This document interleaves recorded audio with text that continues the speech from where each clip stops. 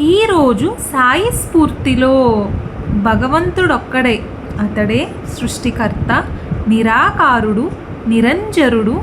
కానీ దేశం, భాష, సంప్రదాయం, సిద్ధాంతం ఇలా ఎన్నో విధాలుగా మానవులు చీలిపోయి ఒకే దైవానికి ఎవరికిష్టమైన పేరు వారు పెట్టుకొని ఆలయం, ప్రార్థన, ఆకారం అన్నీ వేరువేరుగా ఏర్పాటు చేసుకున్నారు.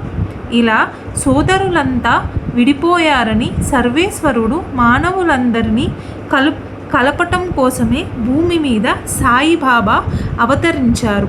వారు కఫిని ధరించి తలకు బట్ట కట్టుకొని ఉండటంతో ముసల్మాను అనుకొని మహల్సాపతి మొదట వారి ఖండోబా మందిరంలో ఉండటానికి అనుమతించలేదు.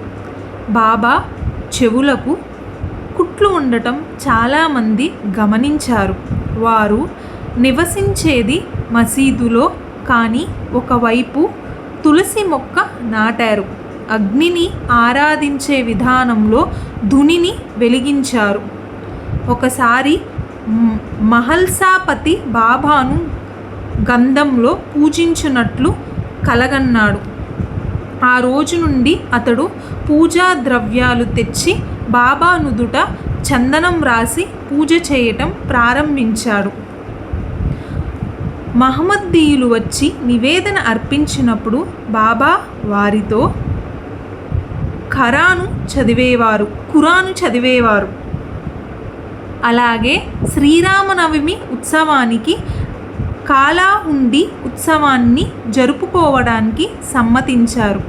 దానితో చందనం ఉత్సవం కూడా కలిపి జరిపించారు. మసీదుపై జెండాలు, పల్లకి, గుర్రం, ఛత్రచామరాలు, మంగళవాద్యాలు, వీటన్నిటిలో షిరిడి కన్నుల పండుగగా ఉండేది. భగవంతుని చేరే మార్గంలో మనకిష్టమైన మార్గమే మతమని, దానికోసం ద్వేషం సమ్మతం కాదని తన చర్యల ద్వారా బోధించారు బాబా. మన బాబా మతం మనం ఎప్పుడు భగవంతుని చేరే మార్గంలో మనం ఎన్ని కష్టాలు ఎదురైనప్పటికీ దేవుడి వైపు చూస్తూ ముందుకి సాగిపోవాలి. కాబట్టి భగవంతుని మార్గం ఎంతో సులభమైనది, ఎంతో ఆనందకరమైనది.